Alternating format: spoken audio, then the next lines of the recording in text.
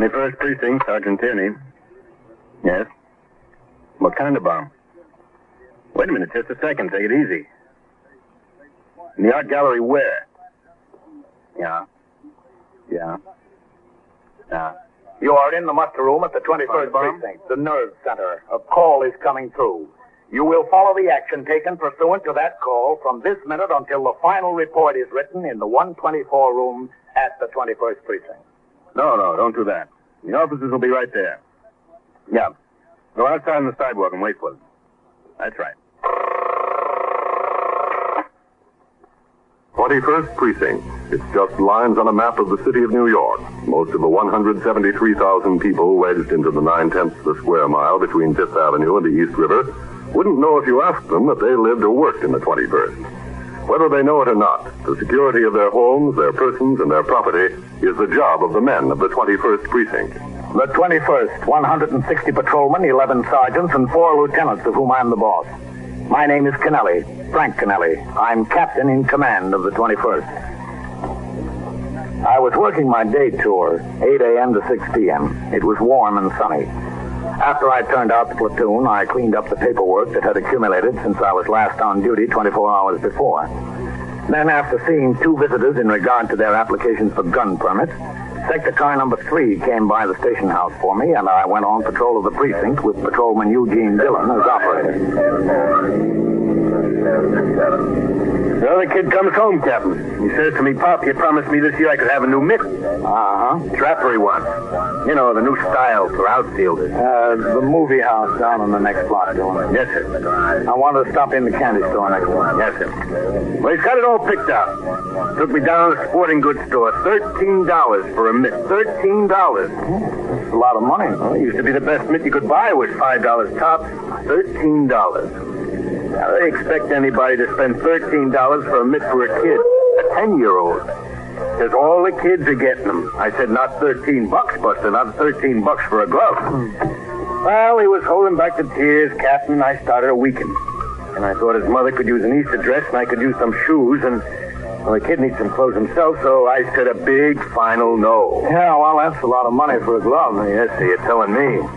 I'll be out in a minute. Yes, sir, Captain.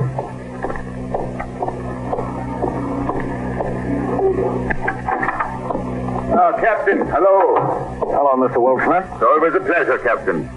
I stopped by to tell you that we're going to have to do something about that element that's beginning to hang out here at night, Mr. Wolfsmith. What can you do? A soda, Captain? No, thanks. Not even a small chocolate? Nothing, no thanks. You think I want those kids in here, Captain? I don't want them. I try to discourage them. I don't let them read the magazines or the newspapers, but they come in here anyway. I don't want them. You tell me how to get rid of them. I'll be the first one to agree. Well, the manager of the movie is complaining they're annoying the people on the way to and from the theater. Captain, believe me, they annoy my regular customers. They annoy me. Who needs them for a 10-cent soda here and a nickel candy bar there? I don't need them. But every night, there they are. And to tell you the truth, I'm a little bit scared of them myself. These 14, 15-year-olds. Bullies. Tough talkers. You show me what to do, and I'll do it. Keep them away from here. Yes, Dillon. All came over. I think you want to roll on. Yeah? Broadstone Gallery on Madison Avenue. They got a phone call. A bomb was left in the place. A bomb? All right, let's go. I'll be back later, Mr. Wolfsmith. Bomb? That sounds like my element in here. Go ahead, Captain. Any other information? No, sir. The dispatcher gave the call to sector cars 1 and 2. No other details. Okay. You better go across and down Park. Yes, sir. $13. What'd you say, Dillon? I said $13, Captain. $13 for a glove.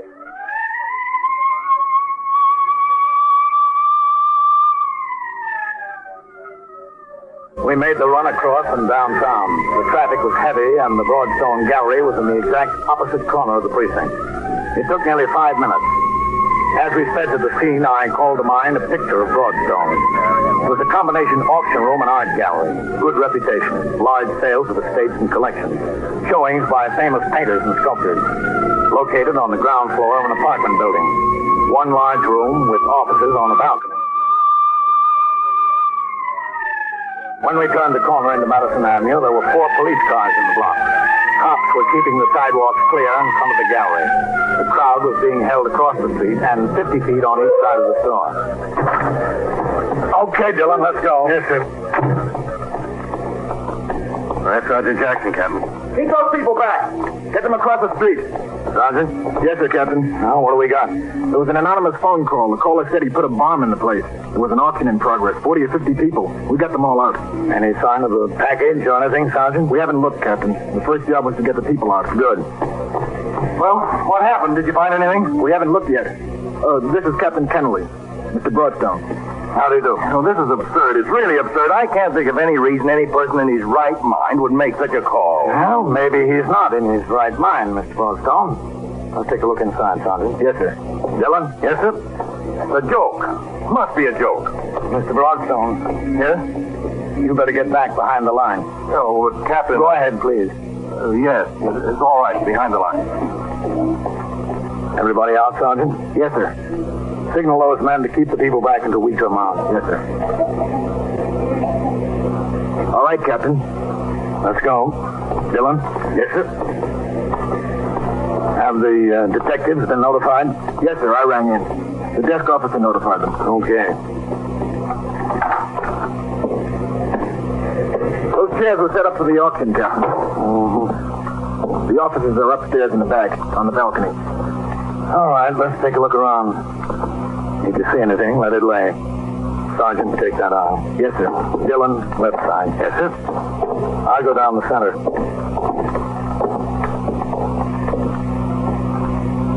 Go ahead. There's a room on the side there, Captain.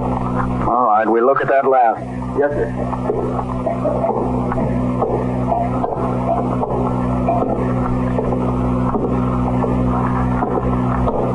Anything, Dillon? No, sir.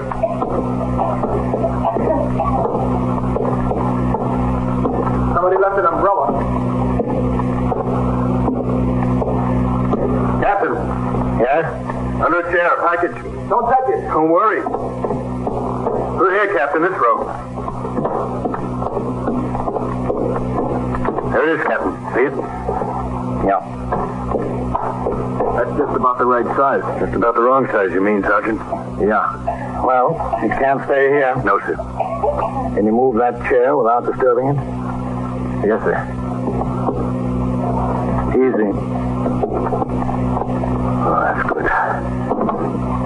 All right. Move that one too, Dillon. Yes, sir. That's good. Well, I don't hear anything ticking to you. No. See that big, heavy carpet on the platform up there, Sergeant? Yes, sir. It was being auctioned off. If we get it under there, that'd hold any blast down to a minimum. Yes, sir. We could fold the rug over the box a couple of times, but the rug is too heavy to carry over here. All right. We take the box over there. Go on over, Sergeant. Lift the corner of the rug up. Yes, sir. Let me know when you're ready.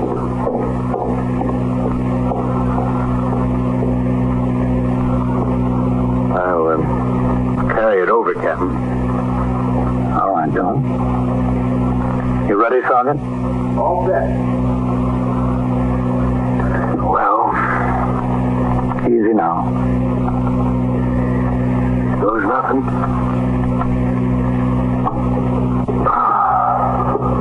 Oh, brother. What's the matter? Nothing's the matter, Captain. Everything's great. It doesn't weigh 2 ounces. Everything all right, Captain? Relax. It's too light for explosives. You know something, Captain? What? I think I'll buy that glove for my kid. These days, $13 isn't so much. We opened the cardboard box to examine the contents. Inside was a lady's hat, apparently left under the chair by an excited auction patron. By that time, Lieutenant Matt King, commander of the 21st Squad, had arrived on the scene with 2 of his detectives. Together, we conducted a thorough search of the premises. No trace of a bomb was found. The people were readmitted to the gallery, and upstairs in the office, Lieutenant King, Detective William Novak, and I began to talk to Mr. Ernest Broadstone, the owner of the gallery, and his secretary, Miss Helen McLeese. Yes, sir. I was up here all alone. The auction was going on downstairs. I see.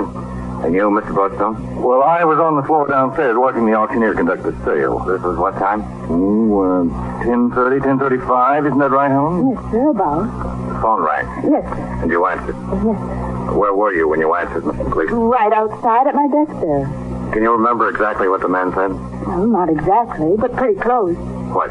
Well, I said, Broadstone Galleries, good morning, and he said he'd like to talk to Mr. Broadstone. What tone of voice did he use, Miss McLeese? What do you mean? Well, was it high-pitched or low? Was he trying to disguise it? Oh, no, I don't think so.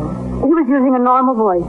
He was very polite, really very polite. And what did you say after he told you he'd like to talk to Mr. Broadstone? Well, I said Mr. Broadstone was very busy at the moment. He was downstairs on the auction floor. I wanted to take a message, and he said he had to talk to Mr. Broadstone right away. I told him that was impossible. And he said it was very important. It was a matter of life and death. I didn't know what to do. So I told him to hold the wire, and I'd see if I could find Mr. Broadstone. And that was the extent of your conversation with the man? Yes. Did it sound like anyone you know or had spoken to before? Oh, no. It sounded familiar in no degree. No, sir. Do you think you'd be able to recognize the voice if you heard it again? Well, I couldn't say. I might be able to. When you went downstairs, Miss McLeese, did you leave the phone off the hook? Lay it on the desk? Oh, no, sir. You see, we had 3 lines. There's a button on the phone for each of the lines. Also, one for local. That's into office calls. And one for hold. I pressed the hold button and put the receiver back on the phone. You went downstairs to find Mr. Broadstone? Yes, I went downstairs to find Mr. Broadstone. Where were you, Mr. Broadstone, when she found you? Well, I was standing on the right-hand side of the gallery, observing the bidding on the particular item that was up for auction. The right-hand side as you face the door, or as you face the rear of the room? No, as you face the rear of the room. That's on the same side as the stairs leading down from the auction. Yes, that's right. What did Miss McLeese say to you when she found you? Well, essentially the same thing she told you, that the man said it was a matter of life and death. You decided to take the call. Well, Lieutenant, I have a wife and children, a lot of friends. A matter of life and death can take in a lot of territory. So I went to the phone. Did you come up here, upstairs, to take the call? No, Captain. I stayed downstairs. I went to a little anteroom off the main gallery. We have an extension in there. The salesman's phone. I see. What was the conversation you had on the phone? Well, I picked up the phone. I said hello. And he asked, is this Mr. Broadstone? I said yes. And I asked who it was calling. He said something like, never mind. And he told me there was a bomb in the place. Well, I thought somebody was kidding me. Well, it's hardly something to kid about. Yes, sir. That's what I told him. But he said he wasn't kidding. It might go off any minute. Well, I started to ask him some questions, but he wouldn't talk to me. He hung up. What did you do? Well, I stood there for a minute. I didn't know exactly what to do. Whether to call the police first or get the people out. There were 50 or 60 people out there in the gallery at the auction. I decided to call the police first and not to tell the people. Let the police handle that. Because if I got up there and said there was a bomb in the place, there might be a mad rush for the door and somebody would be sure to get hurt or killed. But I couldn't believe, really, there was a bomb in the place. I thought somebody might be pulling a joke. So I called the police and went out to the sidewalk to wait for them. Well, that was the wisest thing to do. Oh, thank you. Well, the first ones got there almost as soon as I got outside. That sergeant. I explained to him what happened. Meanwhile, another police car came up, and they told me to stay on the sidewalk. They went in and handled the whole thing. They must have handled it fine because the people started walking out slowly, no disorder, pushing, anything like that. They did a good job, all right. Oh, Mr. Broadstone, did the voice of the man on the phone sound in any way familiar to you? No, I can't see that it did. Miss McLeese, you said he was extremely polite and rather well-spoken. Oh, yes, that's right. Did you get the same impression, Mr. Broadstone? Yes, I did. His delivery was slow and even, I'd say even polite, yes. How many employees do you have here, Mr. Broadstone? Well, it was 9 altogether, myself and Miss McLeese. Also upstairs in the office is the bookkeeper. She's across the hall. There's a porter and a shipping clerk and the 4 men on the floor. Have they all been with you a long time?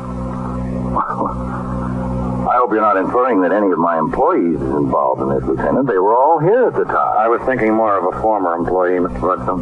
Oh. Well, our turnover we have is very slight. Very slight. Captain. Yes, Sergeant? The bookkeeper says there's a call from Mr. Broadstone. Oh, well, tell her to take the message, will you? The man says it's a matter of life and death. Well, have the bookkeeper say he'll be right with him, Sergeant. Yes, sir. Novak. Yes, sir. Get on another line outside. Yes, sir. See if you can find out where it's coming from. Go to the bookkeeper's phone. Okay, Lieutenant. Right. You going to listen in, man? Yes, Captain. Pick it up, Mr. McLeod. Take your time, but don't lose him. Turn him over to Mr. Broadstone. Now? Yes, go ahead. I'm going to listen out at your desk. Mr. Broadstone's office? Yes. Who? Okay, Matt? Okay, all set. Just ask Mr. Broadstone to come to the phone, please. But I have to tell him who's calling. You know very well who's calling. Now, please, I don't have much time. Well, all right. Just a moment. Hello? I just want to tell you, Mr. Broadstone, it's still a matter of life and death. Now, look, who is this? It's me, Mr. Broadstone. I spoke to you a little while ago. I know you did, but this is a very poor excuse for a joke. It's no joke, Mr. Broadstone. Well, we couldn't find anything in the gallery. We searched. The police searched, didn't they? I wouldn't have called the police if I were you. You just made a fool of yourself. Well, what can I do? You told me there was a bomb in the place. I'm sorry about that. There really wasn't. Well, I'd like to know why you did such a thing. Oh? Because I want something from you. And what? I want $5,000. $5,000? Please. Why? So I don't really put a bomb in your gallery. And next time, I will. If I don't get the money. Goodbye, Mr. Broadstone. Wait. I'm sorry. Goodbye. Hello? Hello?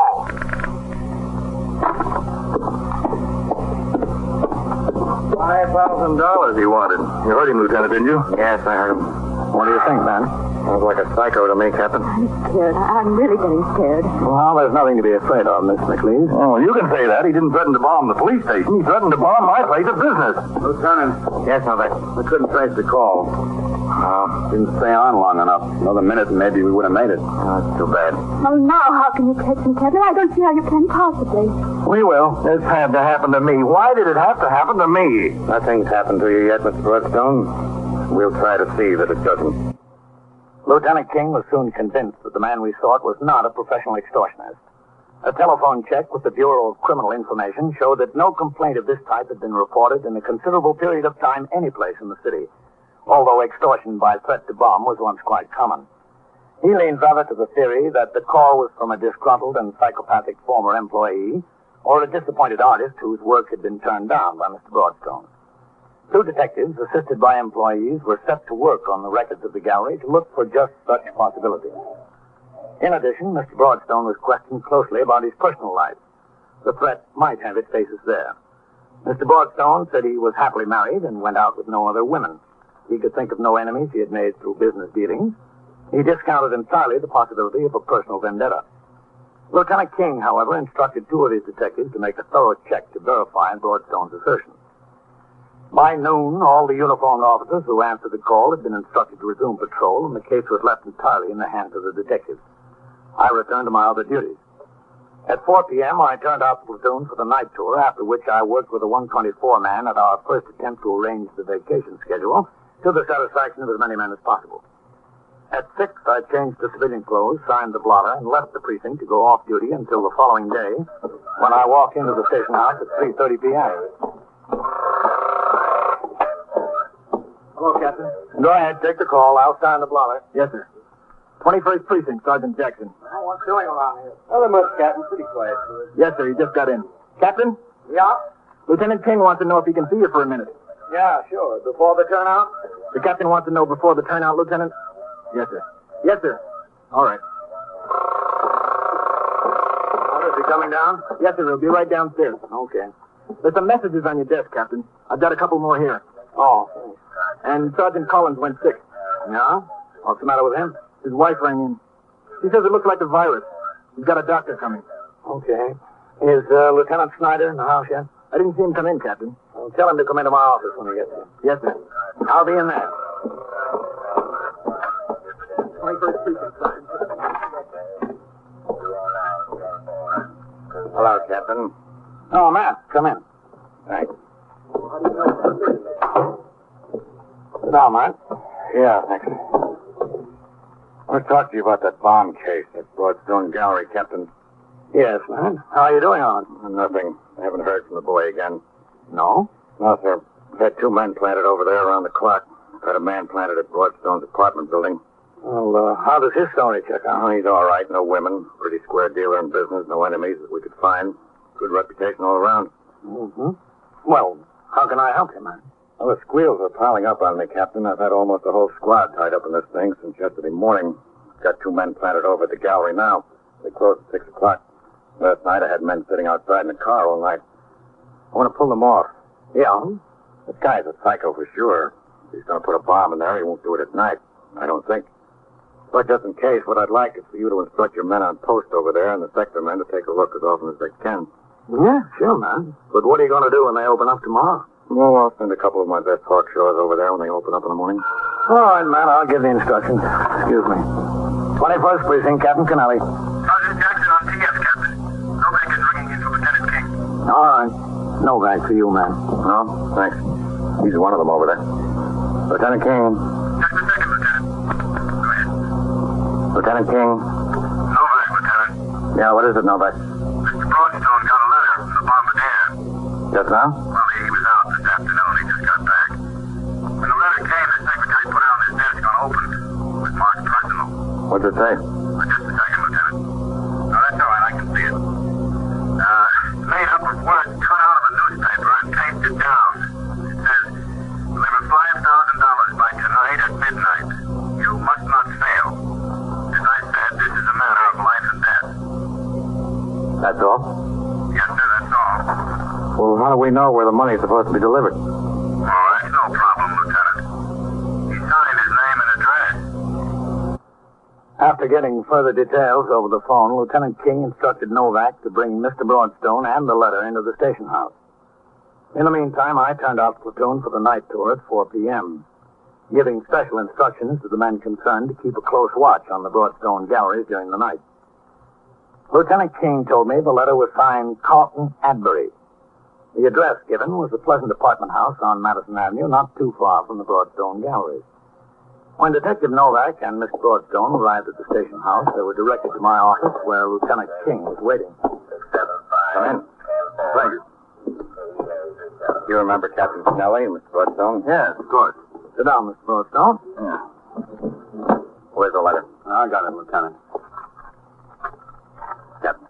Oh, thanks, man. Broadstone, do you know anyone named Carlton Adbury? No. Ever heard of him? No, I can't say I have. Does it sound familiar? No, not at all, Lieutenant. If there is such a person, how could he be so foolish as to sign his name? That's the first question I'm going to ask him. But I'm grateful to him. Don't misunderstand me. Then you really think he's the right one? The story was in all the newspapers. Couldn't it be some crank, another person entirely? There are people like that. I've read about it. I've handled it, Mr. Broadstone. I read all the newspaper stories. Not one of them mentioned the fact that the man consistently referred to this as a matter of life and death. Oh. I think this is the right man. With Lieutenant King, Detective Novak, and Detective Whitey Howard, I left the precinct house a few minutes later. We drove to the Madison Avenue address given in the letter received by Mr. Broadstone. On arrival there, we asked for the manager of the apartment building. He was out. The elevator operator told us that a Mr. Carlton Adbury did in fact live in the building. He said that Mr. Adbury was a man of about 40, perhaps a little older. He had a reputation of being rather eccentric in his habits. He would stay in his apartment for days, or he would leave without luggage and not return for days. As far as the doorman knew, Mr. Adbury was in no financial difficulty. It was rumored he had an independent income. We had the doorman get the pass key and take us up. There it is. That one. Al.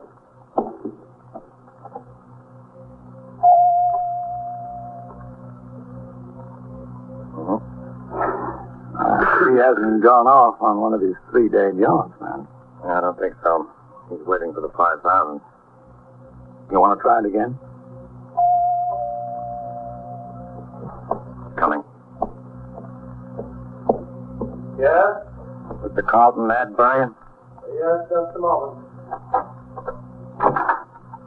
Yes? Oh. Did Mr. Broadstone send you, gentlemen?